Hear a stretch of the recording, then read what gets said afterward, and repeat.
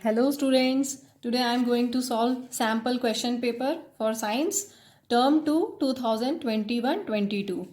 तो मैं अभी सेक्शन ए ले रही हूँ। सेक्शन ए में आपको क्वेश्चन 1 में गिवन है the table shows the electronic structures of 4 elements. Element के नेम यहाँ पर दिए हुए हैं PQRS और इनके इलेक्ट्रॉनिक स्ट्रक्चर दिए हुए हैं। Identify which element will form covalent bonds with carbon, and the second option, carbon reacts with an element in the above table to form several compounds, give suitable reason। तो देखिए यहाँ पर जो elements दिए हैं पहले हम ये आइडेंटिफाई कर लेते हैं कि एलिमेंट्स कौन कौन से हैं। यहाँ पर इलेक्ट्रॉनिक कन्फिग्रेशन पी एलिमेंट का इलेक्ट्रॉनिक कन्फिग्रेशन 2,6 दिया हुआ है। इसका मतलब ये ऑक्सीजन है क्योंकि ऑक्सीजन का एटॉमिक नंबर 8 होता है और इसका electronic configuration 2,6। Next one is 281 means atomic number 2 + 8 + 1 11। So this element is sodium oxygen O। Next is 287 configuration means 2 + 8 + 7 17 होता है क्लोरीन का। और 288 2 + 8 + 8 कितना हो गया 18 होता है आर्गन का। तो ये हमने एलिमेंट्स आइडेंटिफाई कर लिए।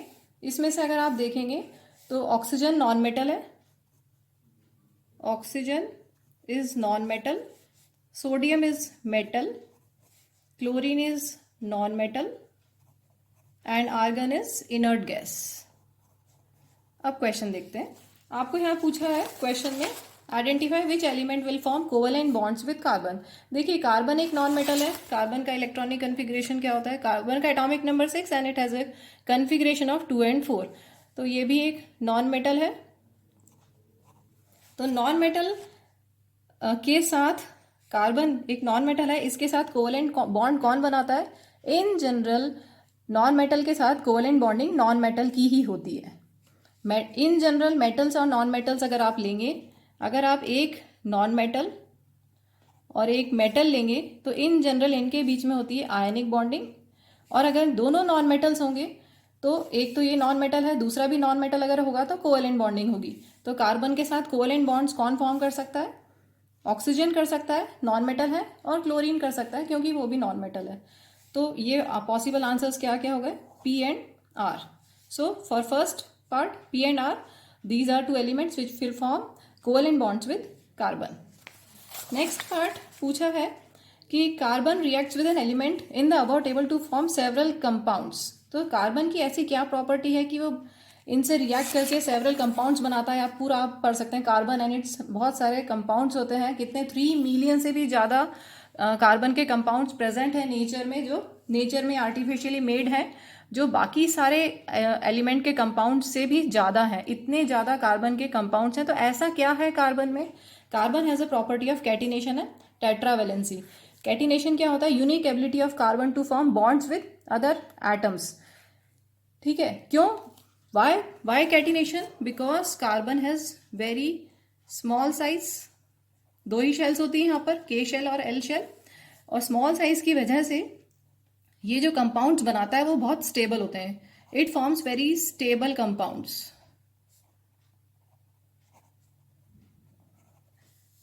So because of this catenation property carbon बहुत सारे कंपाउंड्स के साथ बॉन्ड्स बना सकता है, कंपाउंड्स फॉर्म कर सकता है। And tetravalency means it has a valency of 4। Tetra means 4 valency, carbon की 4 वैलेंसी होती है।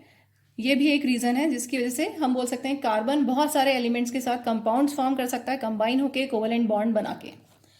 ठीक है, तो ये हो गया first question. Moving to question number 2। Question 2 में आपको दिया हुआ है यहाँ पर पीरियोडिक टेबल है।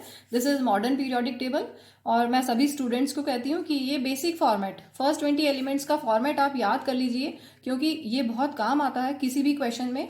आपको फर्स्ट 20 एलिमेंट्स के नाम ऑर्डर से याद होना चाहिए और उनको फिल करना आना चाहिए। तो पहले हम इसको फिल कर लेते हैं। ये बेसिक फॉर्मेट बनाया है, इसमें 18 ग्रुप्स होते हैं। ये 18 ग्रुप्स हैं, 1 2 3 4 एंड सो ऑन। ये 18 ग्रुप्स हैं और ये इधर वर्टिकल ग्रुप्स होते हैं और हॉरिजॉन्टल में पीरियड्स होते हैं। जैसे ग्रुप 1, ग्रुप 2, ऐसे आप ग्रुप 18 तक लेंगे। और इधर से अगर आप देखेंगे हॉरिजॉन्टल में तो ये होते हैं period 1, period 2, period 3 and so on. Elements हम फिल कर लेते हैं पहले, फिर उसके बाद क्वेश्चन समझेंगे। Hydrogen, helium, lithium, beryllium, boron, carbon, nitrogen, oxygen, fluorine, neon, sodium, magnesium, aluminium, silicon, phosphorus, sulphur, chlorine, argon, potassium, calcium. तो ये फर्स्ट 20 एलिमेंट्स हमने यहाँ पे फिल कर दिए। अब क्वेश्चन देखते हैं। यहाँ पे आपको लिखा हुआ है Z, ये Z मतलब आपका जो Z है वो है फ्लोरीन। फ्लोरीन का एटॉमिक नंबर होता है 7 और इसका कॉन्फ़िगरेशन हो गया 9 सॉरी, इसका एटॉमिक नंबर 9 और इसका कॉन्फ़िगरेशन हो गया 2 7। इसके बाद यहाँ पर आपको दिया है टेबल में Y, ये है Y आपका है सल्फर, सल्फर का एटॉमिक नंबर 16, कॉन्फ़िगरेशन 286। इसके बाद यहाँ पर है W, this is W is calcium, calcium का 2882। एक बार चेक कर लें सब सही लिखा है। ये हो गया 9, ठीक है, 13 14 15 16, ठीक है, ओके सही है। क्वेश्चन देखते हैं। Which elements would react together to form covalent bonds. अभी मैंने बताया था क्वेश्चन 1 में कोवेलेंट बॉन्ड्स किन के बीच में बनती है? इन जनरल नॉन मेटल्स के बीच में बनती है। तो नॉन मेटल्स कौन से हैं? ये नॉन मेटल, इधर तो मेटल्स होते हैं, ग्रुप 1 ग्रुप 2, ये तो मेटल्स हैं और इधर वाले होते हैं नॉन मेटल्स, ठीक है। तो Z और ये क्या था Y, Z और Y कोवेलेंट बॉन्ड्स बनाएंगे। क्लियर हो गया? Z and Y covalent bonds क्यों बनाएंगे? क्योंकि ये नॉन मेटल्स हैं और नॉन मेटल्स में इन generally they do sharing of electrons और इनके बीच में कोवेलेंट बॉन्ड्स फॉर्म होती हैं। Next one, between the two elements W and Z which will have a bigger atomic radius and Y। W and Z के हम electronic configuration देखते हैं और नंबर ऑफ शेल्स देखते हैं। W means calcium and Z means fluorine. तो देखिए कौन सा पीरियड में, ये पीरियड 2 में है। पीरियड 2 में है मीन्स इसके पास 2 शेल्स हैं, K और L शेल्स। फ्लोरीन के पास 2 ही शेल्स हैं। अगर आप इसका स्ट्रक्चर बनाएंगे तो ये फ्लोरीन का फर्स्ट शेल और सेकेंड शेल में 1 2 3 4 5 6 7 फ्लोरीन हो गया। इसके बाद है आपको पूछा गया है W और Z। W कैल्शियम, कैल्शियम के पास कितनी शेल्स हैं? 1 2 3 4 K L M N, K L M N। तो आपको पूछा एटॉमिक रेडियस। एटॉमिक रेडियस क्या होता है? डिस्टेंस न्यूक्लियस से आउटर मोस्ट शेल का। तो क्लियरली 2 शेल है तो इसका डिस्टेंस यहाँ से न्यूक्लियस से आउटर मोस्ट शेल का कम होगा और इसका डिस्टेंस आउटर मोस्ट शेल से ज्यादा होगा। इसका मतलब दोनों में से कौन छोटा है? W और Z में से W छोटा है, क्योंकि जैसे जैसे आप डाउन द ग्रुप जाते हैं, ये ग्रुप में जैसे जैसे नीचे आते हैं, यहाँ पर नीचे जैसे जैसे आएंगे तो नंबर ऑफ शेल्स इंक्रीज होंगी। नंबर ऑफ शेल्स फ्लोरीन में 2 ही हैं और कैल्शियम में 4 शेल्स हैं। इसका मतलब W के पास एटॉमिक रेडियस ज्यादा है। Okay, moving to next question, question 3। Trace the path a male gamete takes to fertilize a female gamete after being released from the penis। तो इसके लिए आपको नॉलेज होना चाहिए पूरा फीमेल रिप्रोडक्टिव सिस्टम का। तो मैंने यहाँ पे फिगर बनाया हुआ जैसा कि आपकी टेक्स्ट बुक में दिया है। इधर नीचे यहाँ पर वेजाइना है, इधर वेजाइना, सर्विक्स के इधर vagina, then cervix, then uterus और फिर उसके बाद ओविडक्ट। तो ये पैसेज है। मेल गैमेट इज स्पर्म,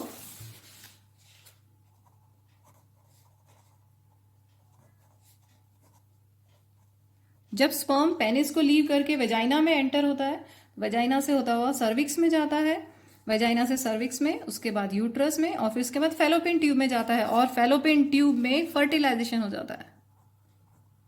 अगर वहां पर उस टाइम पे ओवम होगा तो फैलोपियन ट्यूब में स्पर्म मेल गैमेट का और फीमेल गैमेट ओवम का फ्यूजन हो जाएगा, फर्टिलाइजेशन हो जाएगा और जाइगोट विल बी फॉर्म्ड। तो क्वेश्चन में पाथ हमें पूछा है vagina, then cervix, then uterus, then fallopian tube and fallopian tube is also known as oviduct. Next, state the number of sets of chromosomes present in a zygote. तो जब suppose male और female gamete का fertilisation हो गया, male gamete और female gamete ovum. अगर mail और female gamete fuse हो गए तो क्या फॉर्म होगा? जाइगोट। जाइगोट सिंगल सेल होता है, ठीक है। अब देखिए, वैसे तो सारे आपके ह्यूमन बॉडी सेल्स में 46 क्रोमोसोम्स होते हैं, सभी बॉडी सेल्स में 46 क्रोमोसोम्स होते हैं, या हम बोल सकते हैं 23 पेयर ऑफ क्रोमोसोम्स होते हैं, या अगर हम जनरल नेम दे दें 2n क्रोमोसोम्स होते हैं सभी सेल्स में। लेकिन स्पर्म और ओवम में half the number of chromosomes present होते हैं। स्पर्म में n क्रोमोसोम्स होंगे और ओवम में भी n क्रोमोसोम्स होते हैं, तो जाइगोट जो फॉर्म होगा उसमें 2n क्रोमोसोम्स होंगे, ठीक है। तो 2n क्रोमोसोम्स होते हैं, और जब फ्यूजन होता है यहाँ पर जो सेल डिवीजन होता है वो मियासिस होता है, और इस प्रोसेस में रिडक्शनल डिवीजन होता है जिसकी वजह से नंबर ऑफ क्रोमोसोम्स हाफ हो जाते हैं। नॉर्मल बॉडी सेल्स में 2n क्रोमोसोम्स होते हैं, लेकिन स्पर्म और ओवम में हाफ क्रोमोसोम्स होते हैं, n। और जब फ्यूज होगा स्पर्म और ओवम तो जाइगोट फॉर्म होगा, और जाइगोट में नंबर ऑफ क्रोमोसोम्स रिस्टोर हो जाएंगे, 2n रहेंगे, ठीक है। चलिए नेक्स्ट करते हैं question number 4। Rajesh observed a patch of greenish black powdery mass on a stale piece of bread.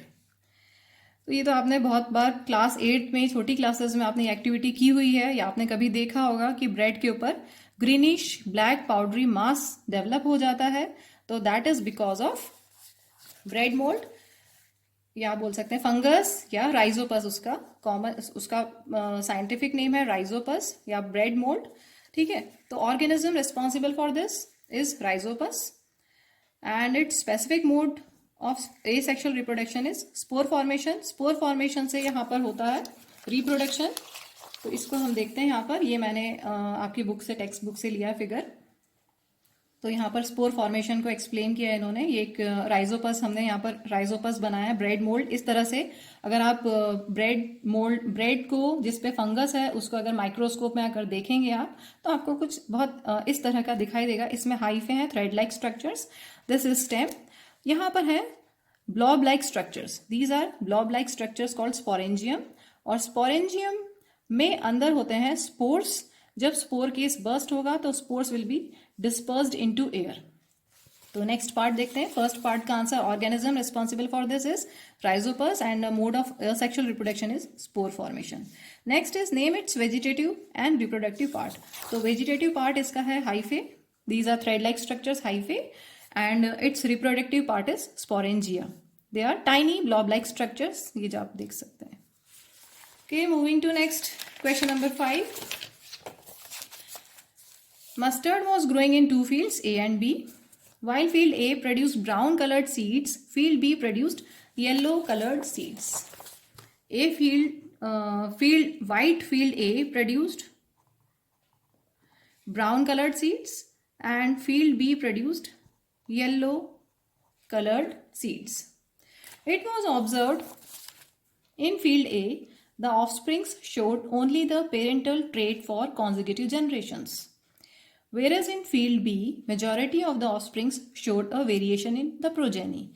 What are the probable reasons for these? तो यहाँ पे दिया हुआ है फील्ड ए में ऑफस्प्रिंग्स ने क्या शो किया? Only parental trait, parental characters ही फ्यू कॉन्जिक्यूटिव जनरेशंस तक आपको विजिबल हुए। तो ऐसा क्यों हुआ होगा? प्रोबेबल रीजन क्या होगा ऐसा होने का? Self pollination. हो सकता है कि जो वाइट जो फील्ड है जिसमें ब्राउन सीड्स हैं उनमें पॉसिबल है कि सेल्फ पॉलिनेशन हुआ हो। सेल्फ पॉलिनेशन कैसे हो सकता है? मैंने यहाँ पर सेम स्पीशीज के दो प्लांट लिए हैं, ये दोनों सेम स्पीशीज के हैं। कंडीशन सेम स्पीशीज होना जरूरी है। पॉलिनेशन क्या होता है? Transfer of pollen grains from anther to stigma. तो सपोज एक ही फ्लावर में दोनों अगर हो, जैसे कुछ फ्लावर्स में मेल और फीमेल गैमेट एक ही फ्लावर में होता है, तो अगर इस तरह से हो जाता है ट्रांसफर, मेल गैमेट का फीमेल गैमेट पे इस तरह से ट्रांसफर हो जाता है, तो that is called self pollination. और अगर एक फ्लावर से दूसरे फ्लावर में ऑफ द सेम प्लांट, तो भी हम बोलेंगे सेल्फ पॉलिनेशन। लेकिन अगर एक प्लांट से दूसरे प्लांट में होगा,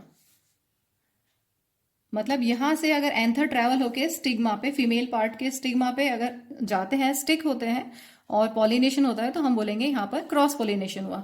तो सेल्फ पॉलिनेशन में सेम फ्लावर हो, दोनों उसमें मेल फीमेल गैमेट्स हो, वहां पर फ्यूजन हो जाए, ठीक है, तो transfer of pollen grains from anther to the stigma, यहाँ सेल्फ पॉलिनेशन होगा। या same flower different flowers of the same plant, self pollination होगा। और क्रॉस पॉलिनेशन में दो अलग अलग प्लांट्स होंगे और सेम स्पीशीज के, तो इस तरह से क्रॉस पॉलिनेशन होगा। तो अगर सेल्फ पॉलिनेशन होगा तो वेरिएशन नहीं रहेगा, या हम बोल सकते हैं offsprings showed only parental trait for consecutive generations. लेकिन बी केस में वेरिएशंस ज्यादा है, क्यों, इसलिए बोला है क्रॉस पॉलिनेशन में वेरिएशंस ज्यादा होंगे क्योंकि अलग अलग प्लांट है। ठीक है, आगे देखते हैं next option, fifth question, next option.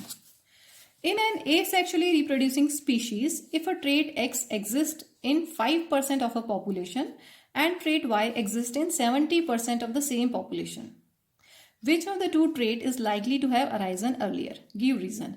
तो सबसे पहले तो asexual reproduction है, अगर asexual reproduction है तो वैसे ही वेरिएशन कम होगा, आपको पता है सिंगल पेरेंट इन्वॉल्व है तो वेरिएशन कम होगा, और अगर टू पेरेंट्स इन्वॉल्व होते हैं तो वेरिएशन ज्यादा होता है। तो अब वेरिएशन पहले से ही कम है, और यहाँ पे क्लियरली बोला हुआ है कि trait exist in 5% of a population. सिर्फ 5% पॉपुलेशन में ट्रेट एक्स, कोई भी ट्रेट, कोई भी कैरेक्टर आप ले लीजिए, वो 5% पॉपुलेशन में ही है, और ट्रेट वाई कोई कैरेक्टर 70% पॉपुलेशन में। इसका मतलब कौन पहले आया होगा? जो ज्यादा है, जो ज्यादा है वो पहले आया होगा। So, in asexual reproduction, identical copies of DNA are produced and variations do not occur. ठीक है, तो इसलिए यहाँ पर ऑप्शन Y होगा। जो नए ट्रेट्स आते हैं पॉपुलेशन में, वो क्यों आते हैं? कभी भी किसी भी पॉपुलेशन में नए ट्रेट आते हैं तो वो म्यूटेशन की वजह से आते हैं। जैसे अभी आपने सुना है कोविड वायरस, कोविड में भी म्यूटेशन हो गया, ओमिक्रॉन आ गया। तो सडन म्यूटेशन अगर हो जाता है तो नए ट्रेट्स आ जाते हैं। जैसे कोरोना वायरस की पॉपुलेशन में नया ट्रेट आ गया, न्यू ट्रेट आया क्योंकि सडन म्यूटेशन हो गया, ठीक है, और फिर वो इनहेरिट होता है। तो यहाँ पे 70% ऑफ सेम पॉपुलेशन में जो ट्रेट होगा वो it is likely to have arisen earlier. तो ऑप्शन वाई इसका करेक्ट है, क्योंकि देखिए 70% ऑफ द पॉपुलेशन में trait Y is likely to have been replacing the trait for a longer period than 5% of population with trait Y. So this completes your question number 5. Let's move to question 6. Sixth question दिया है, काफी interesting question है। A simple motor is made in a school laboratory. A coil of wire is mounted on an axle between the poles of a horseshoe magnet as illustrated. In the example above, coil ABCD is horizontal and the battery is connected as shown. For this position, state the direction of force on the arm AB. Why does the current in the arm BC not contribute to the turning force on the coil?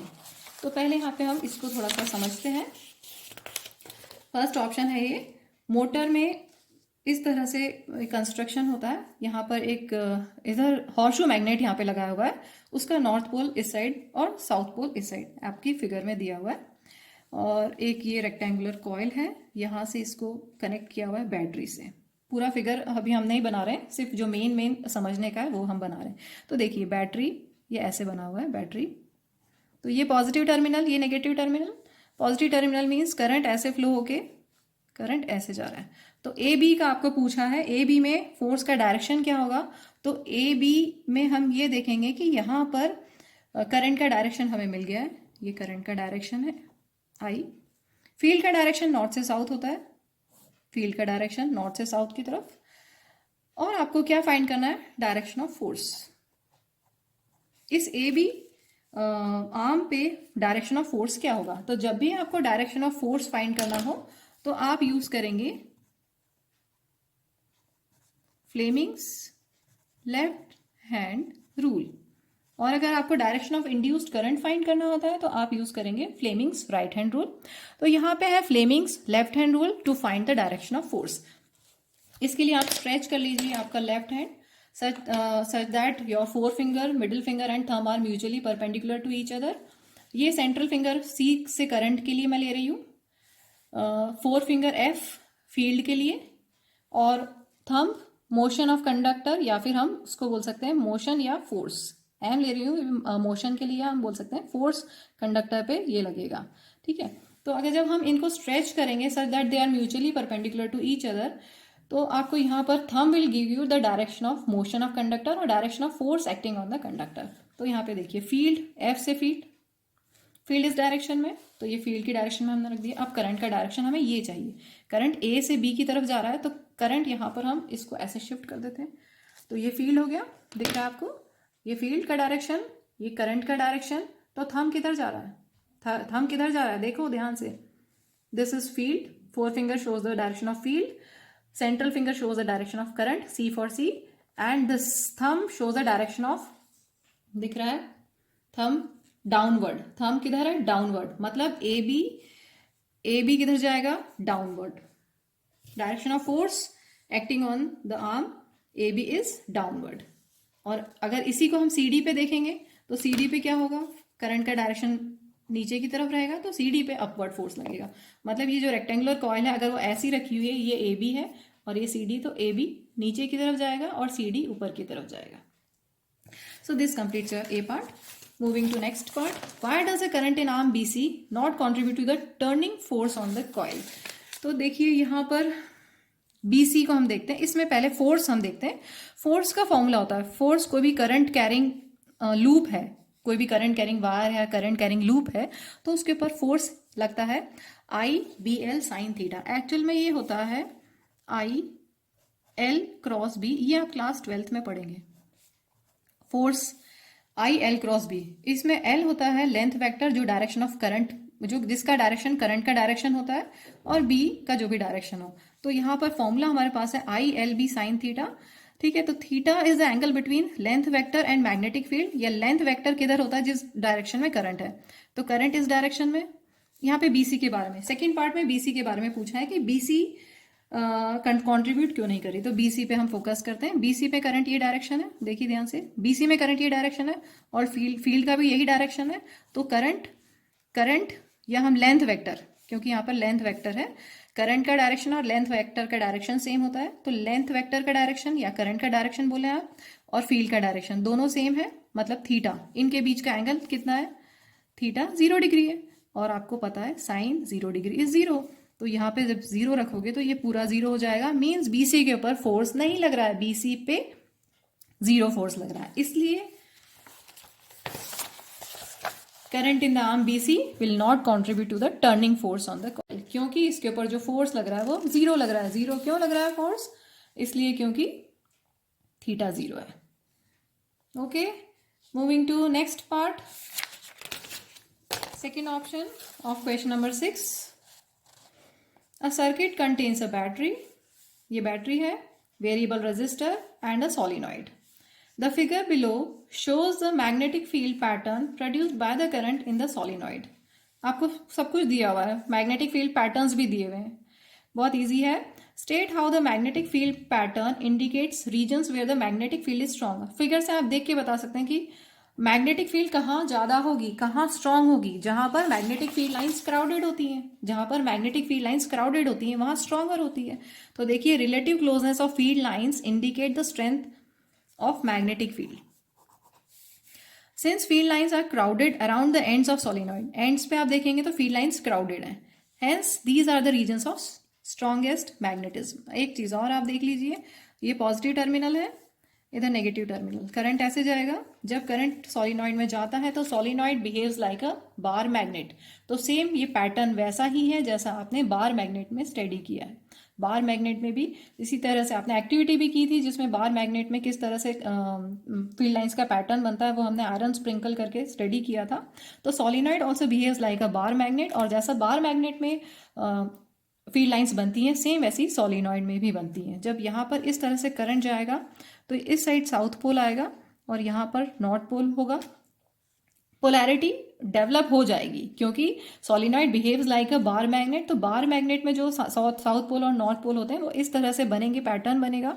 और देखेंगे south से अंदर magnet के अंदर, अगर आप bar magnet ले लें एक, मैं यहाँ बनाती हूँ साउथ से नॉर्थ, तो जब बार मैग्नेट में अगर आप फील्ड लाइंस देखेंगे तो inside the magnet field lines क्या होती हैं, uniform parallel to each other, तो ये होती है uniform magnetic field from south to north. अगर आप बाहर की तरफ देखते हैं तो फील्ड लाइंस नॉर्थ से इमर्ज होती हैं और साउथ में मर्ज होती हैं, नॉर्थ से इमर्ज होके साउथ में मर्ज होती है, नॉर्थ से इमर्ज हो रही है, इधर साउथ में मर्ज। तो इस तरह से फील्ड लाइंस बनती हैं और वो सेम ऐसी हैं जैसी यहाँ पर है। तो क्राउडेड कहाँ पर होती हैं, यहाँ पर एंड्स में क्राउडेड होती हैं सबसे ज़्यादा, इस साइड और इस साइड।